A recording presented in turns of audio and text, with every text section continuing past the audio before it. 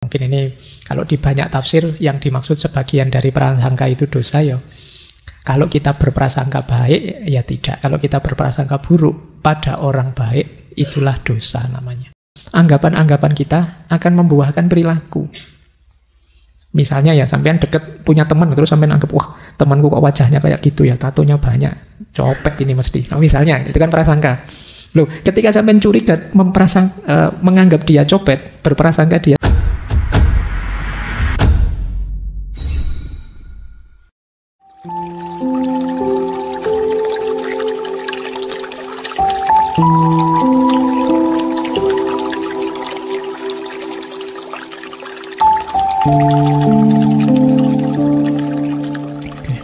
Bismillah. Assalamualaikum warahmatullahi wabarakatuh. Bismillahirrahmanirrahim. Alhamdulillahi rabbil alamin. Wa bihi nasta'inu ala umurid dunya waddin. Allahumma sholli wa sallim wa barik ala habibina wa syafi'ina sayyidina wa maulana Muhammadin wa ala alihi wa ashabihi wa man tabi'ahum bi ihsanin ila yaumiddin. Amma ba'du. Bismillah. Mari kita lanjut lagi ngaji kita. Malam hari ini kita ada di sesi terakhir bulan November. Sebagaimana yang kita rencanakan, malam hari ini kita akan membahas tentang prasangka atau prejudice kalau dalam bahasa Inggrisnya ya. Ya saya tidak tahu, jangan ditanya alasannya apa ya. Pak Faiz alasannya apa kok temanya ini, temanya itu. Tema itu yang saya merasa siap itu saja. Jadi tidak harus dikait-kaitkan, wah ini jangan-jangan tahun politik ini, tema-temanya gini-gini, tidak ada. Jadi ini ya yang kebetulan saya merasa tertarik untuk membahasnya gitu saja. Dan kebetulan siap untuk membahasnya. Ini juga untuk teman-teman yang mungkin banyak yang menunggu-nunggu, Pak saya sudah minta tema sejak 3 tahun yang lalu atau 5 tahun yang lalu.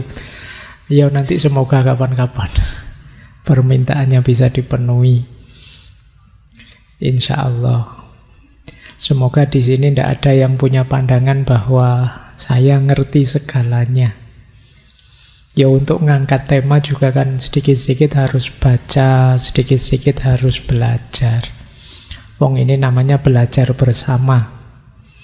Ya untungnya yang belajar nomor 1 di forum ngaji filsafat ini kan saya duluan.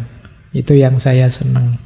Saya jadi semangat baca karena kalian semangat ngaji.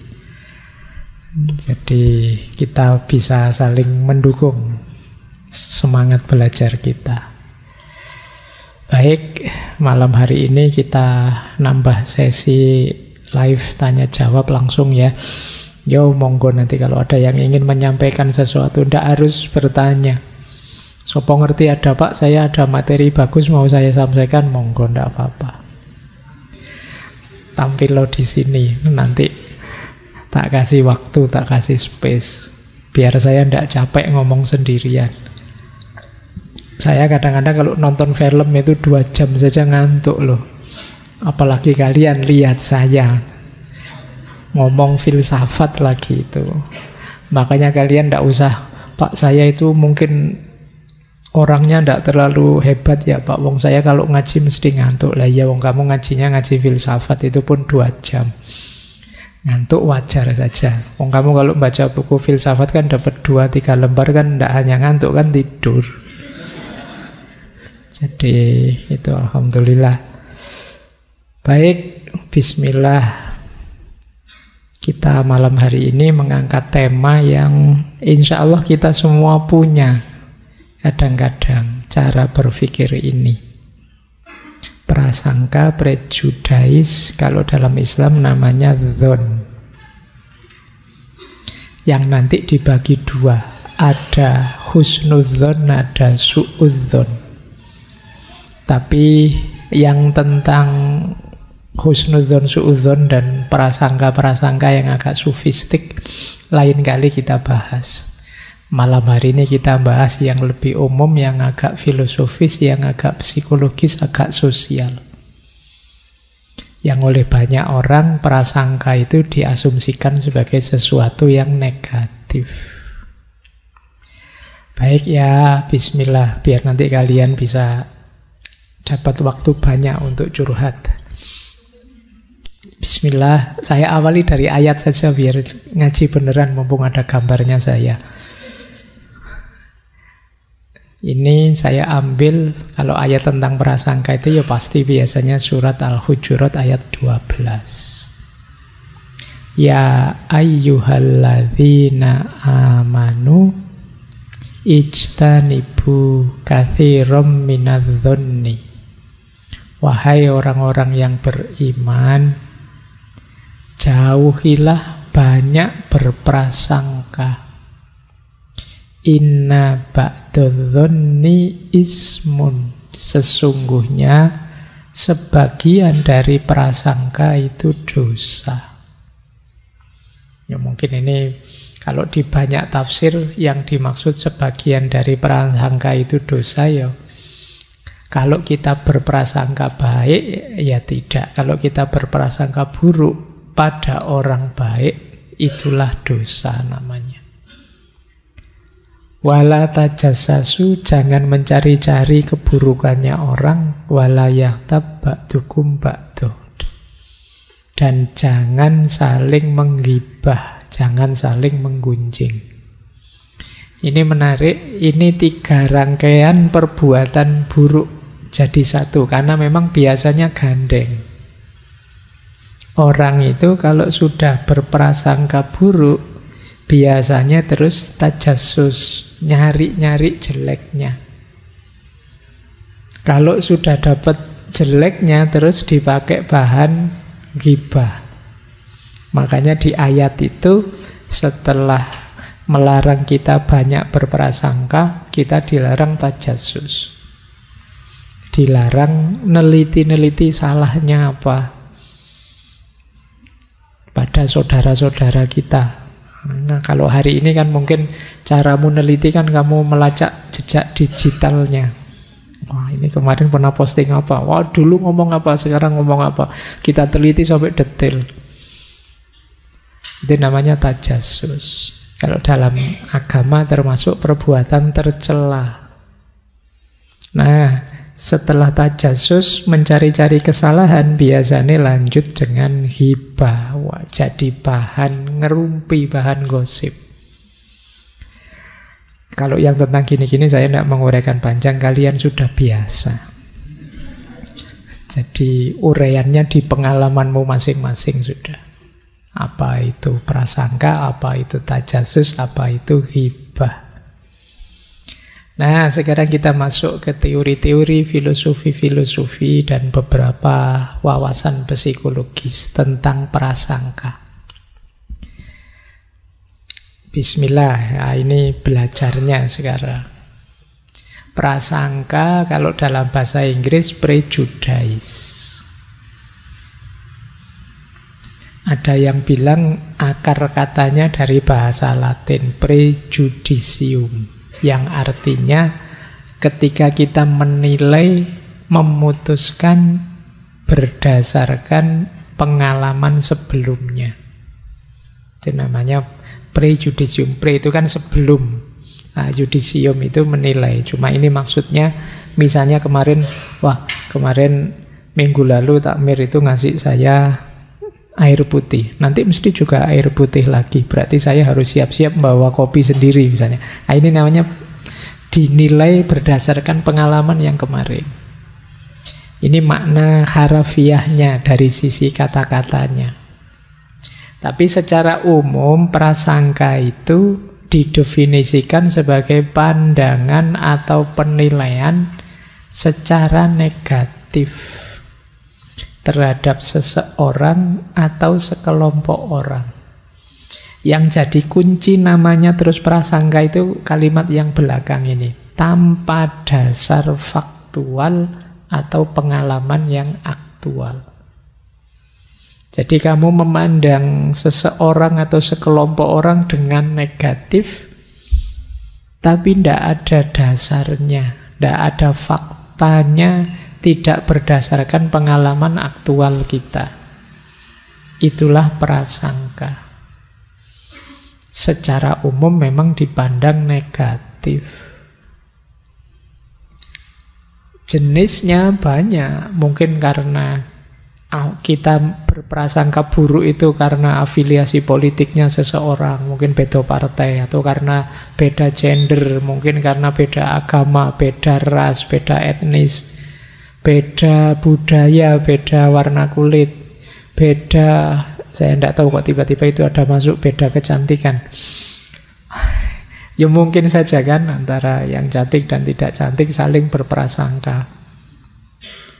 Nanti yang tidak cantik bilang mentang-mentang cantik, paling itu oplas itu. Nah, itu prasangka kan sekarang banyak yang begitu ya. Atau yang cantik berprasangka pada yang buruk, Allah Pak Dunia iri sama saya. Saling berprasangka. Bisa. Jadi dasarnya bukan fakta. Jadi kok tiba-tiba tadi kita nuduh oplas, dari mana kok ngerti oplas? Ya enggak tahu sih, kira-kira saja biasanya begitu. Itu yang disebut prasangka.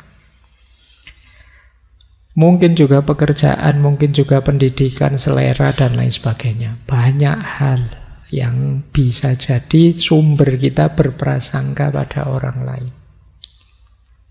Kadang-kadang banyak sekali kita prasangkai orang-orang sekeliling kita sampai kita capek sendiri. Nanti kita lihat ya, mengapa bisa begitu prasangka itu. Nah, prasangka itu ya meskipun nanti ada prasangka baik, prasangka buruk, tapi secara umum istilah prasangka itu konotasinya negatif. Malam hari ini kita bahas yang negatif dulu ya. Kalau yang positif teman-teman paham lah sudah. Insya Allah mudah. Ya tak kasih contoh sederhana yang positif itu misalnya, ini kapan-kapan kita bahas, husnudzon. Versi sufistik misalnya, ada tuntunan dari Syekh Abdul Qadir Jailani yang beliau nuntun kita untuk berhusnudzon pada siapapun. Dengan cara mengambil sudut pandang positif ketika kita bertemu siapapun. Beliau bilang gini, misalnya, kok ketemu orang pinter, orang alim. Nah, mari kita baca bahwa dia lebih tinggi dari saya. Tentu saja dia orang alim, sementara saya orang biasa. Mesti dia amalnya lebih banyak, wong dia pinter. Nah, ini prasangka baik. Kok ketemu orang yang kurang berilmu, kita lebih berilmu dari dia. Ya kita membacanya, wah, kalau dia melakukan dosa karena tidak tahu, sementara saya kadang-kadang melakukan dosa padahal saya tahu ilmunya. Nah, ini sudut pandang positif lagi. Ketemu anak kecil, kita bilang, wah, enak ya anak kecil itu dosanya masih sedikit, dosa saya masih banyak. Ketemu orang tua, wah, orang tua ini amalnya mesti sudah banyak, sementara saya sampai usia sekian amalnya masih belum seberapa. Ketemu orang kaya, wah, orang ini enak ya, amal sedekahnya mesti banyak. Kalau saya buat makan saja pontang-panting, apalagi untuk sedekah. Jadi kita ngambil sudut pandang yang tidak menjelekkan orang. Ini untungnya dua, selain husnudzon, jadinya kita tidak sombong, tidak merasa lebih tinggi. Bahkan ketemu orang jahat sekalipun, kalau petunjuknya Syekh Abdul Qadir Jailani, wah, orang itu jahat, tapi bisa saja nanti dia tobat, maka tiba-tiba levelnya 0 lagi. Sementara saya yang sekarang baik, siapa tahu tiba-tiba dibalik hati saya oleh Allah, akhirnya jadi jahat. Nah, ini jadi cara membacanya begitu. Untuk contoh husnudzon. Cuma ini kapan-kapan kita membahasnya ya. Kita malam hari ini berpikir negatif dulu, prasangka yang negatif dulu. Baik, prasangka itu jenis sikap. Jadi satu behavior. Kalau sikap itu isinya 3. Ada feeling, ada belief, ada action. Ketika saya berprasangka pada seseorang, prasangka buruk, ya saya merasa saya benar bahwa dia buruk, saya yakin bahwa dia buruk, yang dari situ terus mendorong saya memperlakukan dia secara buruk. Jadi ini mirip kalau dulu kita belajar di Heraklitos bahwa pikiran kita, anggapan-anggapan kita akan membuahkan perilaku. Misalnya ya, sampean deket punya teman, terus sampean anggap, wah temanku kok wajahnya kayak gitu ya, tatonya banyak, copet ini mesti. Nah, misalnya, itu kan prasangka. Loh, ketika sampean curiga, menganggap dia copet, berprasangka dia copet, itu kan perilakumu juga mungkin dompetmu bolak-balik mau pegangi, atau kamu menjauh-jauh di luar jangkauannya dia, atau kalau mau pokoknya perilakumu ya perilaku orang curiga khawatir dicopet. Jadi dari prasangka itu muncul perilaku. Maka prasangka buruk itu ya melibatkan feeling, melibatkan belief, dan melibatkan action. Tindakan kita dituntun oleh pikiran kita, oleh yang kita percayai. Karena pikiran kita negatif, ya akan lahir tindakan yang negatif. Itu dulu kalau bahasanya Heraklitos kan ethos anthropoi daimon. Jadi apa yang kita pikirkan yaitu akan membentuk karakter kita, dan karakter itulah yang akan menentukan jalan hidup kita. Yang di sana Heraklitos ngasih contoh, kalau cara berpikir kita seperti keledai, ya kita akan lebih memilih jerami daripada emas. Kalau cara berpikir kita seperti babi, ya kita lebih milih lumpur daripada air bersih. Makanya kalian jangan heran, kok ada ya Pak orang lebih milih kejahatan daripada kebaikan. Itu cara berpikirnya. Kok ada ya Pak orang sudah kaya, hidup nyaman, malah milih yang buruk-buruk, yang jahat-jahat. Itu karena cara berpikirnya. Kalau kita yang waras, yo antara air jernih sama lumpur, yo milih lumpur. Enggak ya, milih air jernih ya. Baik, milih air jernih. Itu saya kapan itu baca ada komentar lucu, kan ada orang selingkuh ketangkep. Nah, selingkuhannya itu jauh standarnya di bawah istri aslinya. Wah, komentari netizen luar biasa itu. Nah, ini bisa pakai teori tadi. Jadi kok bisa ya sudah punya pasangan seluar biasa itu malah selingkuh dengan yang kayak gitu. Nah, ini teorinya tadi. Ya meskipun kita beri emas, dia tetap milih jerami. Kenapa? Cara berpikirnya keledai. Baik, ya ini contoh saja, ilustrasi. Itu yang dimaksud sikap. Jadi prasangka tadi akan nuntun tindakan kita, akan nuntun perilaku kita. Nanti ada teorinya, level-levelnya prasangka. Tindakan apa saja sih yang menunjukkan prasangka itu?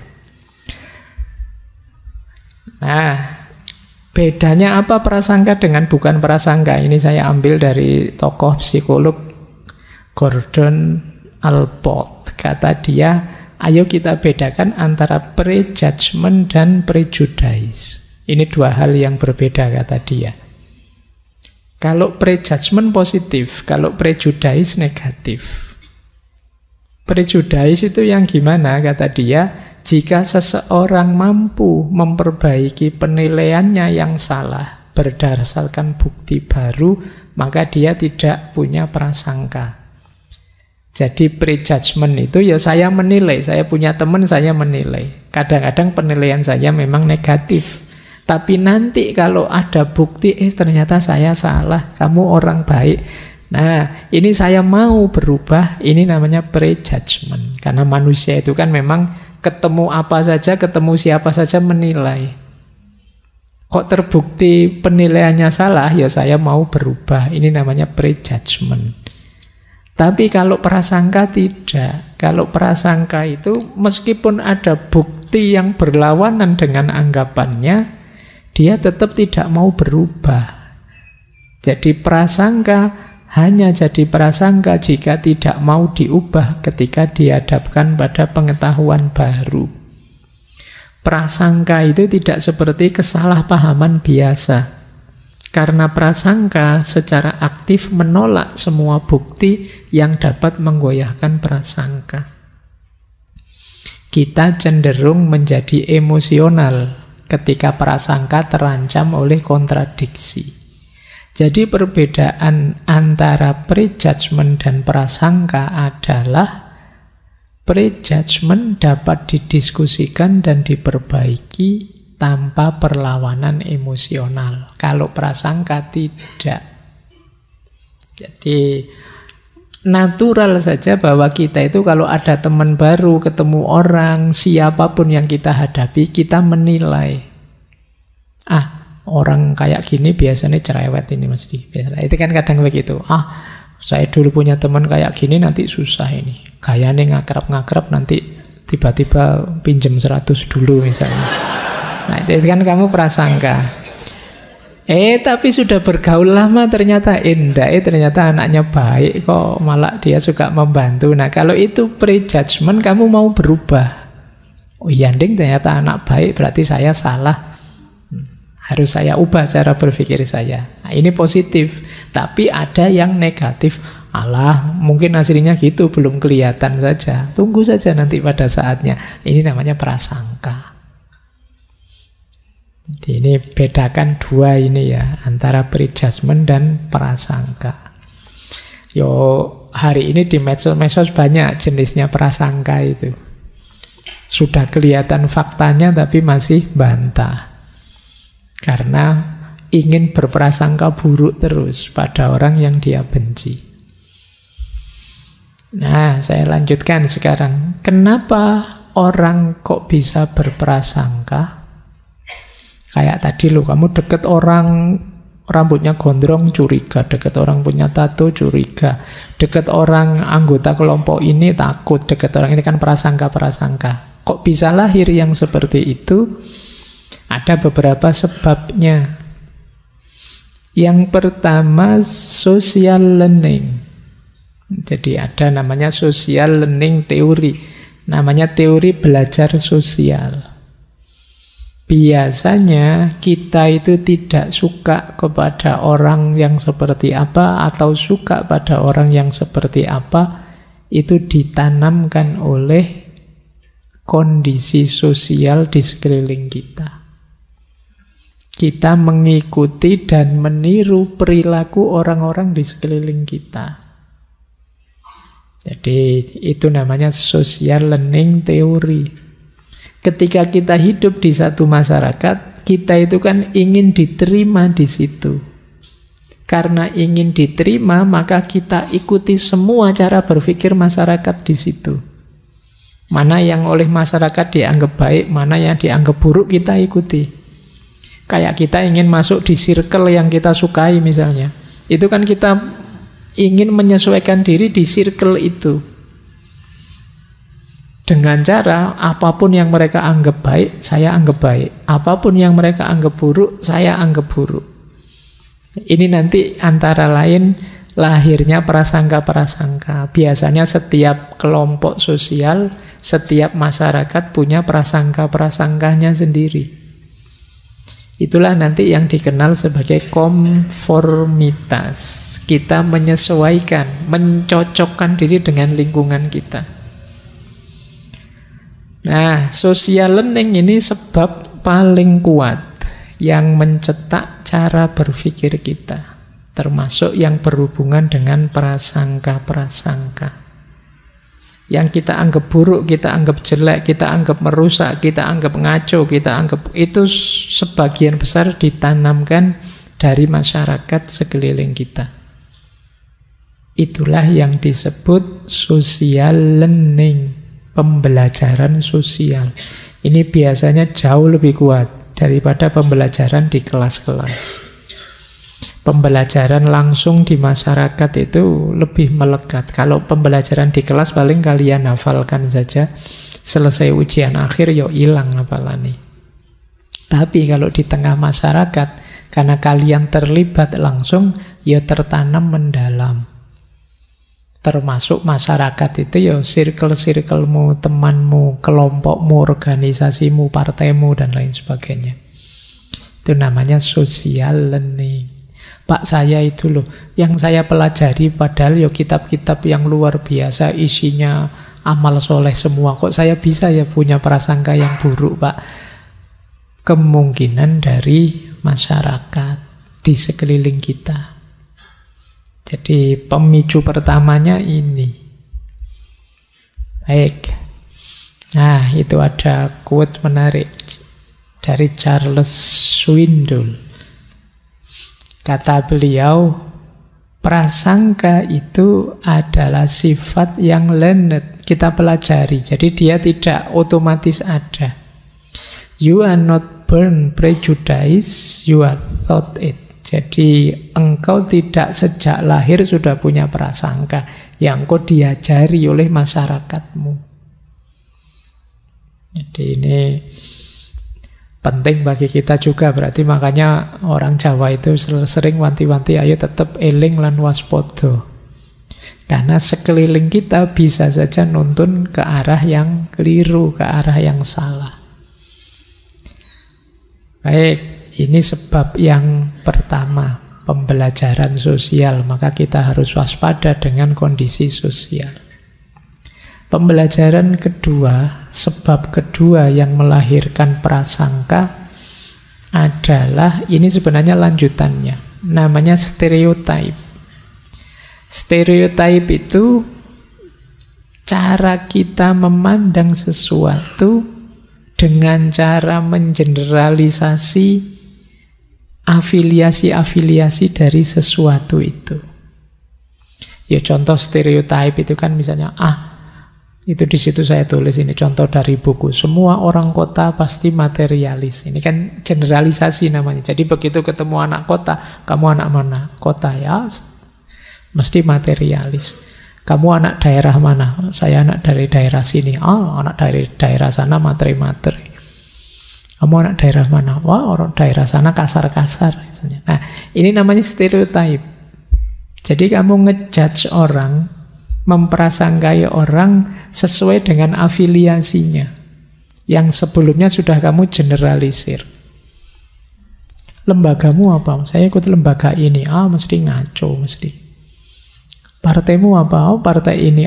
Itu mesti isinya. Itu namanya mengeneralisir. Itu namanya stereotype. Jadi ya seringkali kita tidak adil pada orang karena cara berpikir stereotype ini. Kita anggap kalau anggota kelompok ini mesti negatif di sini. Kalau orang dari daerah itu mesti negatif di sini. Kalau orang, ini namanya stereotype. Stereotype ini memang memudahkan kita untuk berprasangka. Stereotype itu kan dasarnya biasanya begitu. Saya niteni begitu. Tapi kalau tidak hati-hati kita jatuhnya tidak adil. Kita menzolimi orang. Jadi stereotype memudahkan kita untuk memberi kategori, memberi nilai. Tapi itu tadi, karena melakukan generalisasi, akhirnya mungkin orang baik pun kita anggap jelek sesuai afiliasinya. Mungkin misalnya ada contoh, banyak kalangan di barat nganggap Islam itu teroris. Maka begitu kita yang namanya sangat Arab ke luar negeri, interogasinya lama. Karena kita dicurigai. Ini namanya stereotype. Nah, dalam banyak kasus juga kadang-kadang kita sendiri yang mempraktekkan itu. Saya tidak mau Pak punya teman dari daerah sana. Kenapa? Biasanya. Nah, itu mulai stereotype sudah kalau sudah begitu. Stereotype bisa jadi sumbernya prasangka. Maka kita harus hati-hati. Ini jatuhnya bisa menzolimi orang. Tidak adil pada orang lain. Nah, ini ada kalimat dari Einstein. Dia punya kalimat menarik. Hanya sedikit orang yang mampu mengungkapkan pendapat dengan mantap yang berbeda dengan prasangka lingkungan sosialnya. Kebanyakan orang tidak mampu membentuk pandangan seperti itu.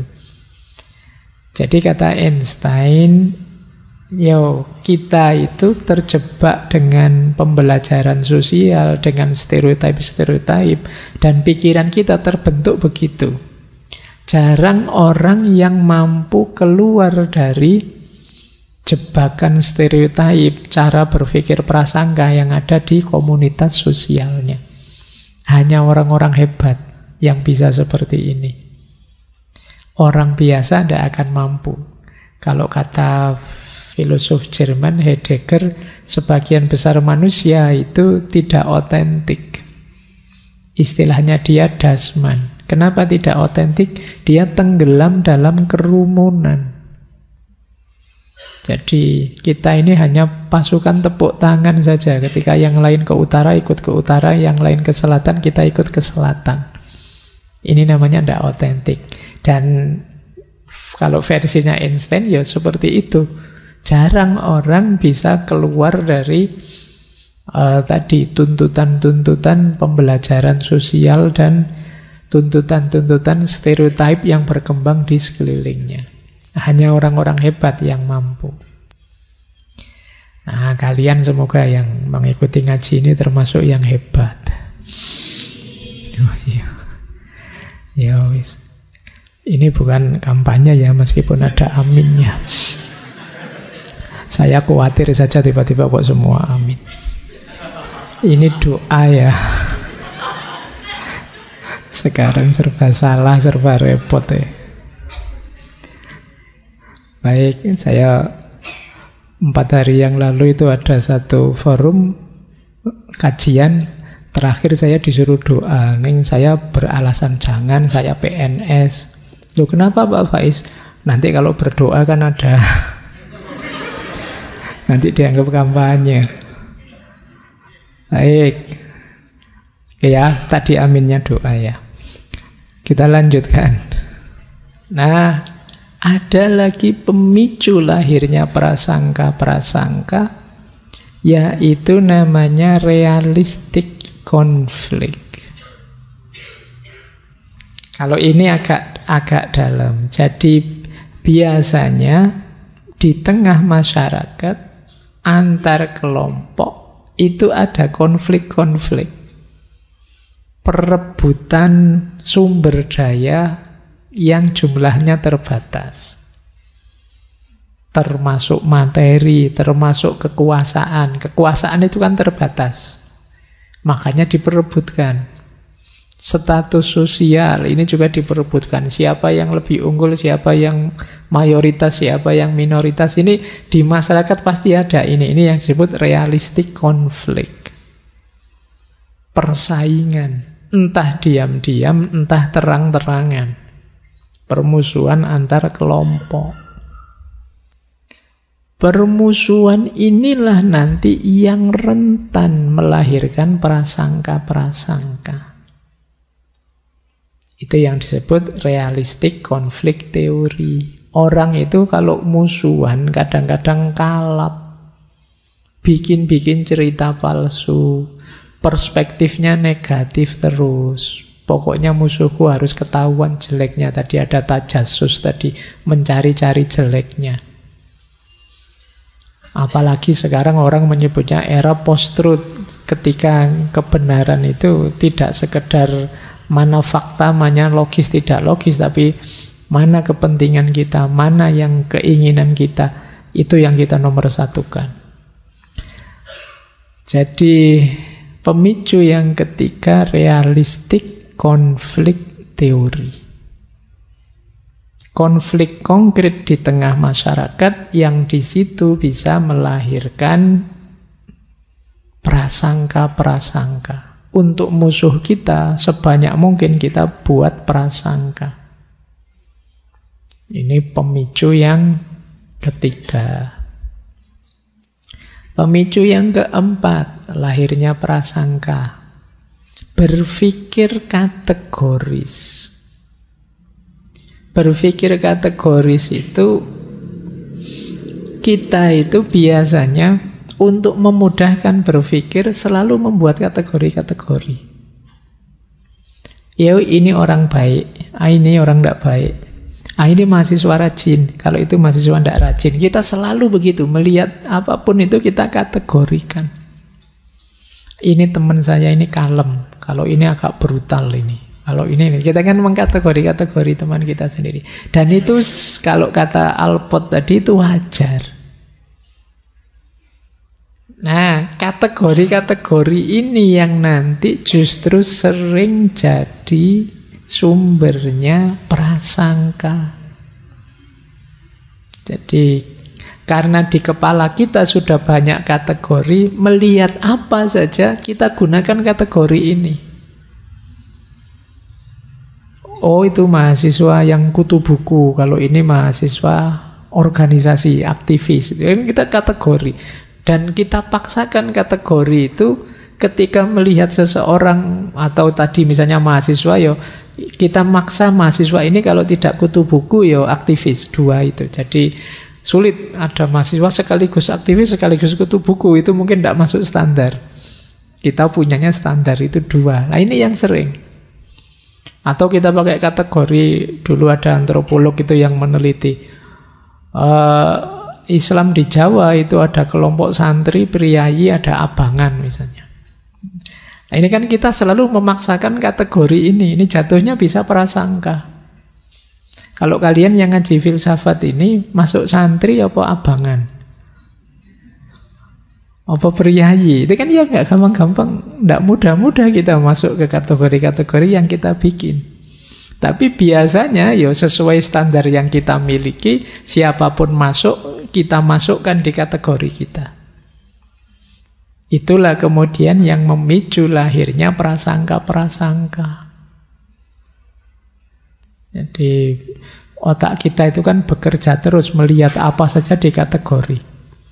Masjid ini ya kategorinya bukan masjid yang apa, tapi masjid yang apa. Karena kita selalu begitu.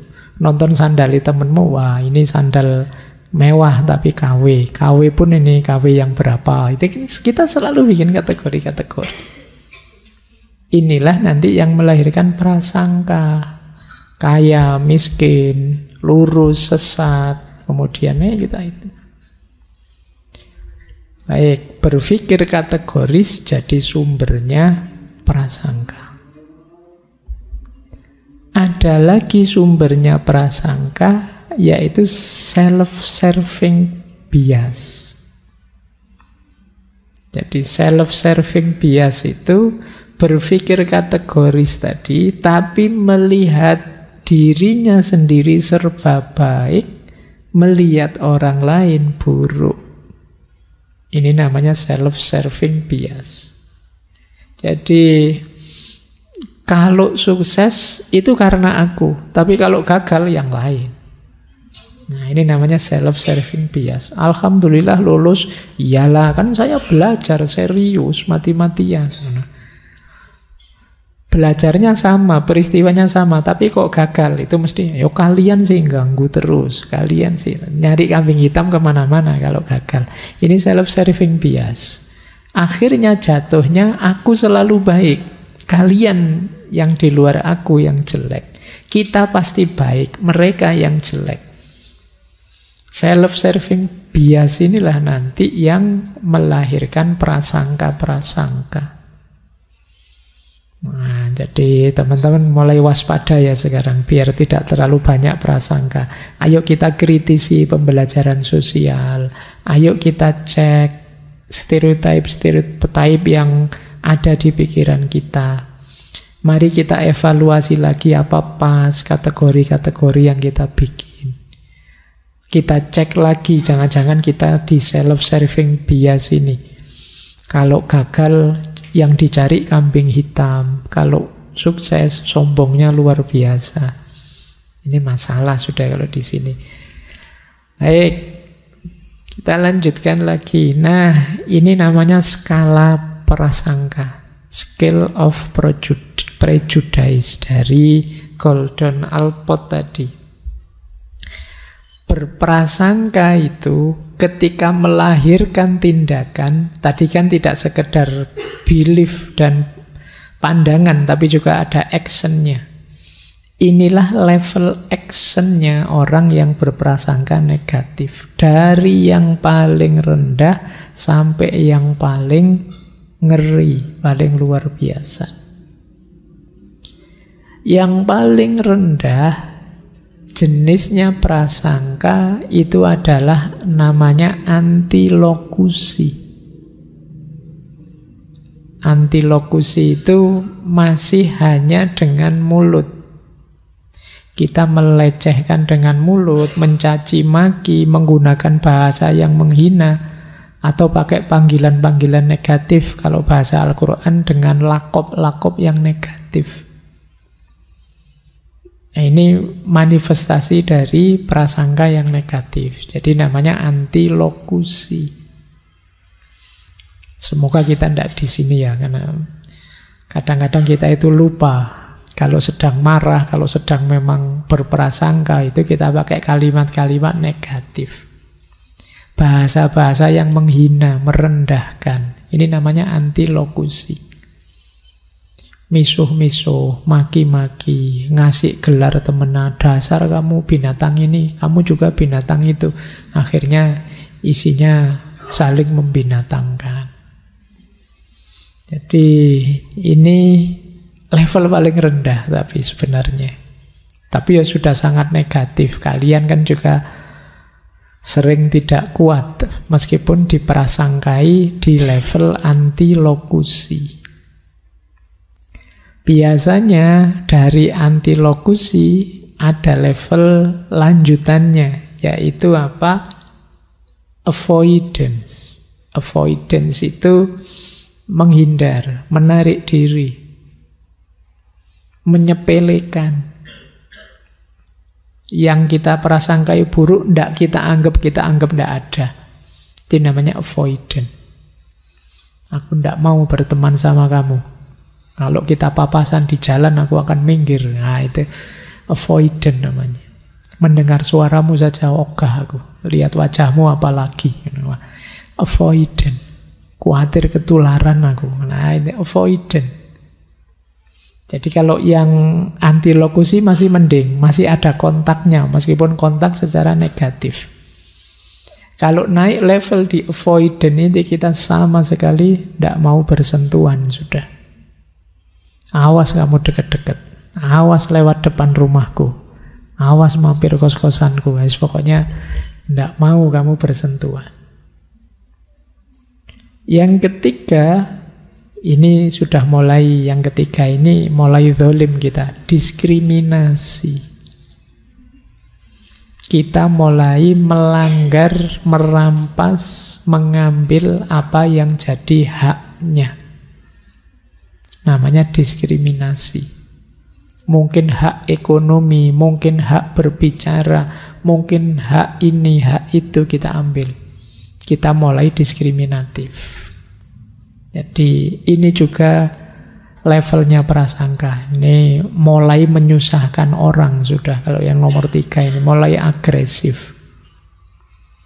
Ada lagi yang lebih agresif lagi. Kalau diskriminatif mungkin agak diam-diam. Ada lagi yang langsung serangan fisik. Ya serangan fisik itu tidak harus tawuran, jotos-jotosan. Bisa saja ngerusak propertinya. Nanti ban motornya kamu kempesin. Nanti tembok kos-kosannya kamu coret-coret. Padahal kamu musuhannya kan sama anak kos, bukan sama bapak kos. Itu kan rumahnya pak kosnya dicoret-coret misalnya. Nah ini sudah mulai serangan fisik. Jadi mulai sudah pertarungan terbuka.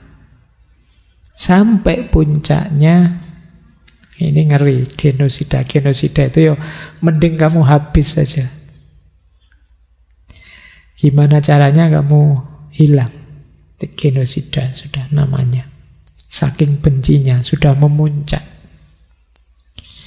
Inilah skala kebencian, skala prasangka. Yo, tugas kita, kalau kita sadar, saya sedang berprasangka ternyata, mungkin kita sudah mulai maki-maki, sudah mulai menyerang secara verbal, ayo kita latihan ngerem. Jangan sampai lebih tinggi levelnya, nanti lebih tinggi lagi. Skala konfliknya lebih tinggi lagi, terjadi diskriminasi, lebih tinggi lagi terjadi serangan fisik, lebih tinggi lagi saling memusnahkan. Semoga tidak nyampe ke sana. Jadi ayo introspeksi ya kalau teman-teman merasa, aku kok sebenci itu ya dengan orang itu. Aku kok setidak suka itu ya dengan orang itu. Dengan kelompok itu. Nah kalau sudah mulai indikasi gitu, ayo direm sebentar, ayo introspeksi, melihat ke dalam sebentar. Kuatirnya urusan-urusan kecil kita yang membuat kita benci padanya melahirkan masalah baru yang lebih besar, yang di luar kemampuan kita untuk menanggungnya. Semula sih ini sebenarnya urusan kecil saja di antara kita berdua, tapi tambah lama tambah meluas, tambah lama tambah besar. Itu bisa saja begitu. Itu kemarin hanya ejek-ejekan pakai mulut sih. Akhirnya tawuran jotos-jotosan. Akhirnya sama-sama di penjara, selesai. Maka penting, ayo ya. Ya saya tahu teman-teman semuanya juga ada yang disukai, ada yang tidak disukai. Kalau yang disukai oke saja. Tinggal kita ngontrol diri tidak berlebihan. Kalau yang tidak disukai, ayo kita awasi benar kelakuan kita. Karena kadang-kadang kalau kita tidak suka itu mudah terpancing. Mungkin lewat mulut kita, ya mulut hari ini tuh ya bisa dalam bentuk tulisan, postingan-postingan di medsos. Mungkin kita nyari tadi jejak digital, mungkin kita bikin hoax dan lain sebagainya.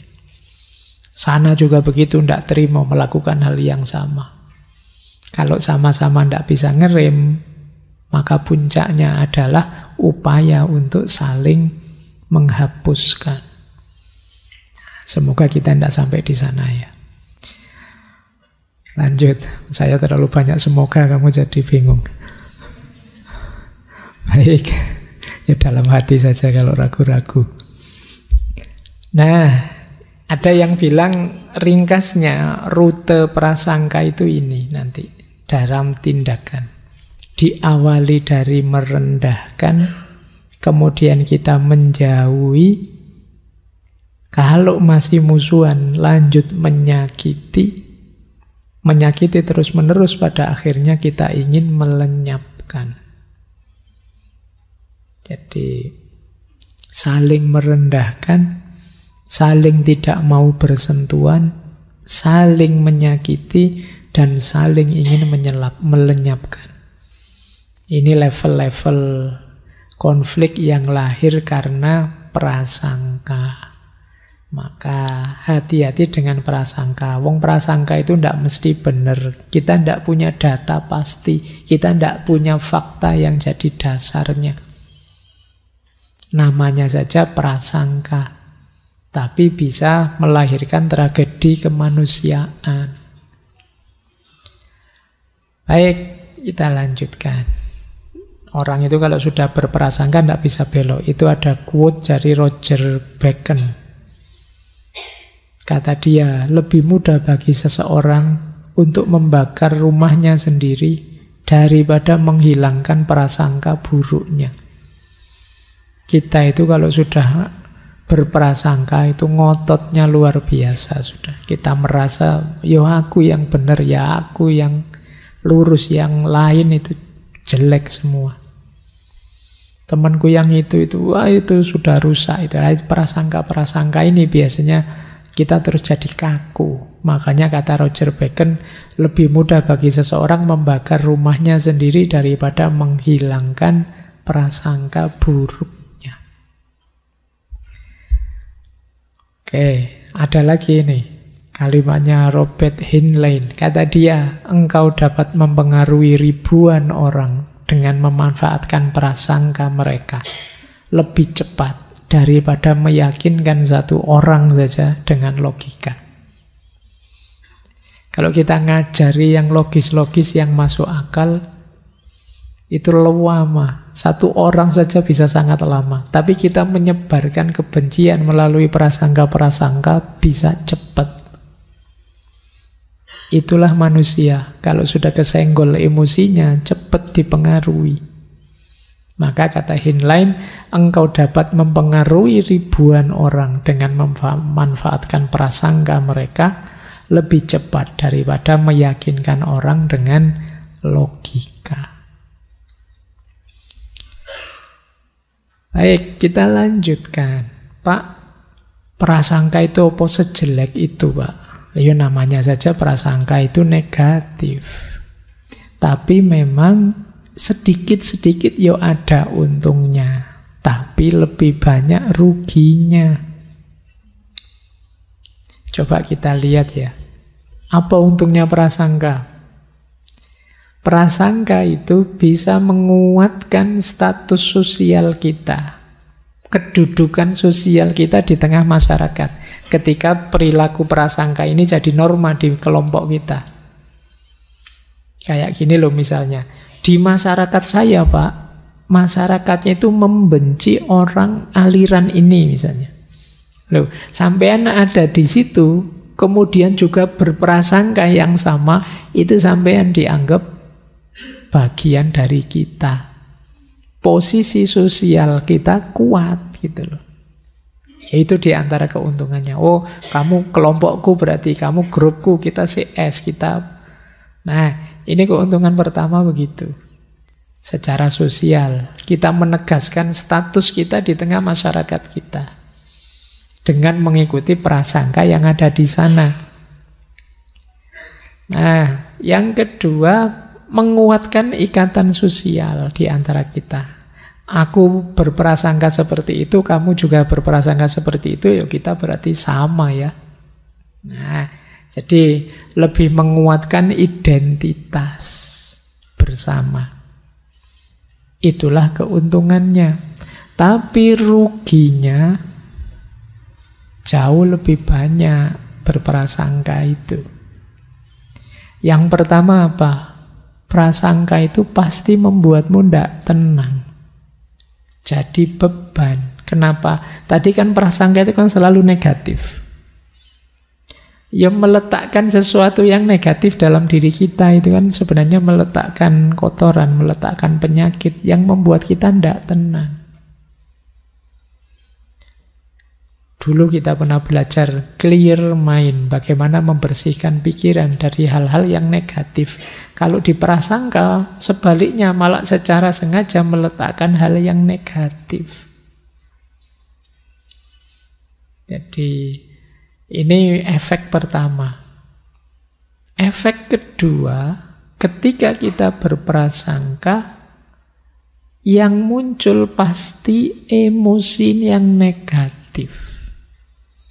Kita kecewa, kita takut, kita khawatir, kita itu kan emosinya itu kan apa? Karena kita merasa sedang di depan orang yang kita anggap negatif.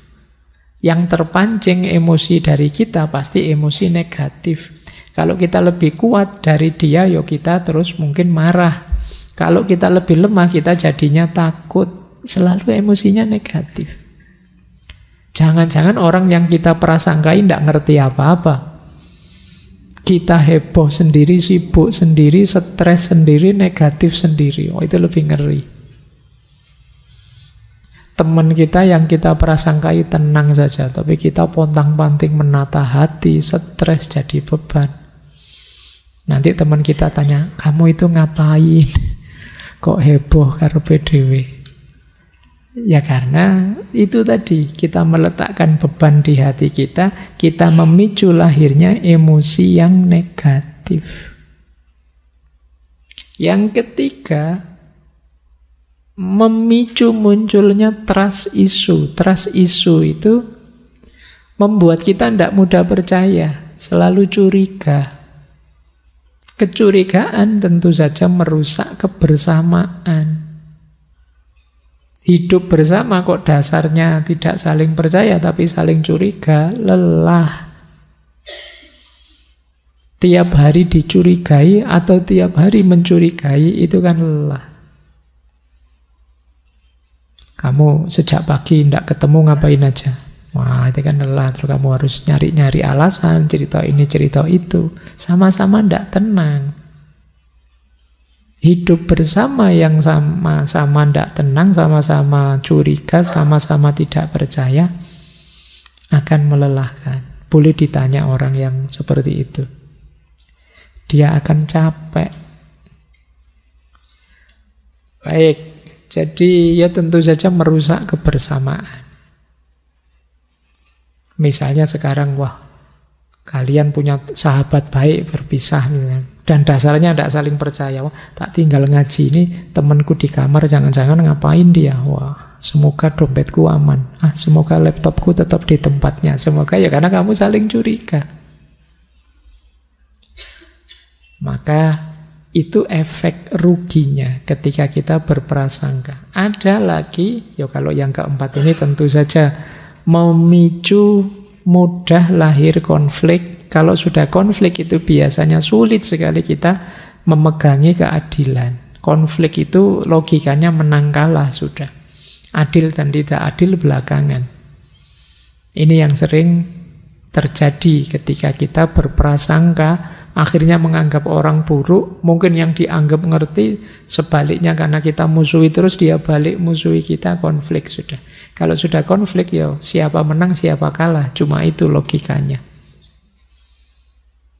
Keadilan mungkin tidak terlalu diutamakan ketika konflik lahir. Terus efek prasangka lagi. Kalau yang kita prasangka itu orang-orang sekeliling kita, ya akhirnya lahir situasi, lahir circle, lahir lingkungan yang negatif. Lingkungan kita adalah lingkungan orang yang saling curiga, orang yang saling berprasangka, orang yang tidak saling percaya. Ini kan lingkungan yang negatif. Apa enaknya hidup di lingkungan semacam ini? Nah, jadi itu efek negatifnya. Yang terakhir, sebenarnya masih banyak. Ini saya batasi berapa ini ya. Ini keterbatasannya PowerPoint. Tidak bisa banyak-banyak, tapi paling tidak kalian sadar ada efek negatif banyak. Kalian jadi terbatasi dan membatasi saat ingin mengembangkan diri. Karena di persepsi negatif, kalian jadi terbatasi, baik yang mempersepsi maupun yang dipersepsi.